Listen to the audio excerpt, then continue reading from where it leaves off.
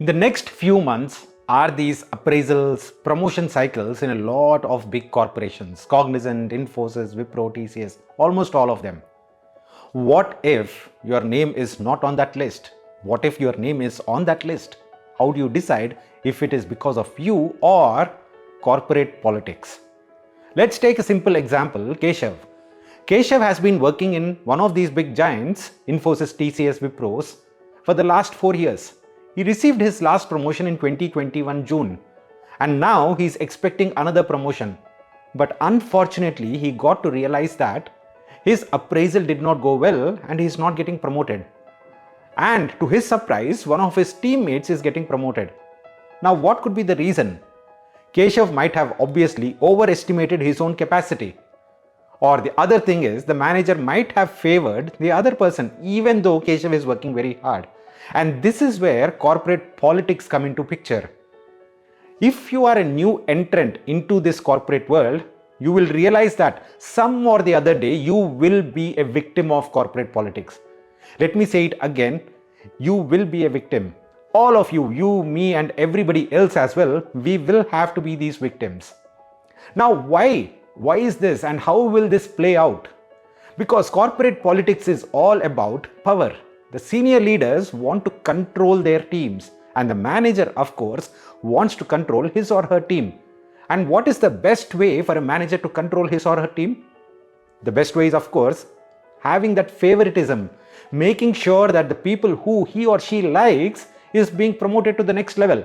If there are two people, Keshav and Kashyap, who are equally capable, but if manager likes Kashyap and Keshav is not having good relationship with the manager, who do you think the manager would propose for that promotion? The senior leadership tells the manager that there is only one spot for promotion, that's it. And there ends the story for Keshav. This corporate politics not just is about favoritism. It could also be about something even worse. The manager does not care about your work. The manager might say, hey, the piece of work that the employee does has no impact, absolutely no impact on my personal career itself, my personal promotion itself, so I won't care. And when the appraisal cycle comes in, what does the manager do? The manager will say, hey, I don't know this work, I don't care about this work, let me give an average rating.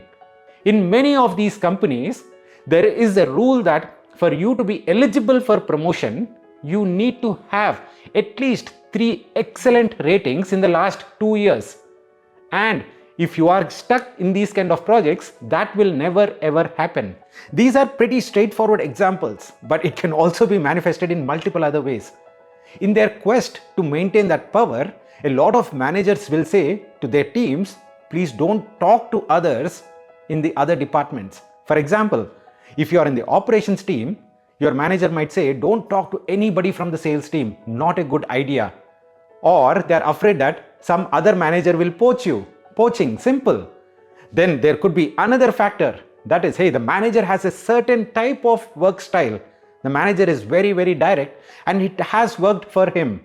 But unfortunately, you are not that kind of a person. You can't be direct. Then what can you do? The manager does not believe in your working style. It could be n number of reasons why this corporate politics might come into picture. Why managers who are looking to control that power might or might not like you. It has nothing to do with your capabilities in majority of the situations. Then what can you do? If you are a fresher, make sure that you do not talk about your opinions about other people. Don't say this guy is a great guy. Don't say this guy is a bad guy. You just keep your opinions to yourself. Just observe.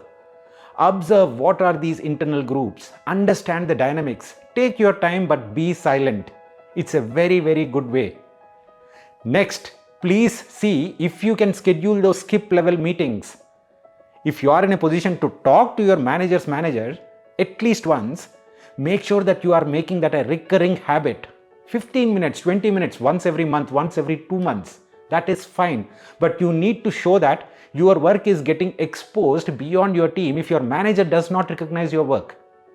The third thing could be, go ahead and talk to these resource management groups and see if there is any opportunity with other projects.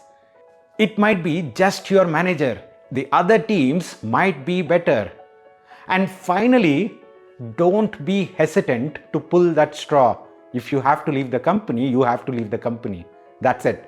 Working with these kind of managers and getting yourself into these dirty corporate politics could end your career. If you're not seeing any growth, what is the point, even if you are getting paid a lot? And most of the times, if you are not in that first bucket where your manager favors you, or your working style, or you have some good rapport with your manager, if any of these things happen, that is fine. As I mentioned, it is not just about your capabilities, it is also about circumstances. If the circumstances align, well, all good. If not, don't be hesitant to pull that straw. Thank you so much guys for watching the videos. Please do go ahead, like the video and also subscribe to the channel. Would be helpful in reaching out to a lot of people. Thank you. See you again. Bye bye.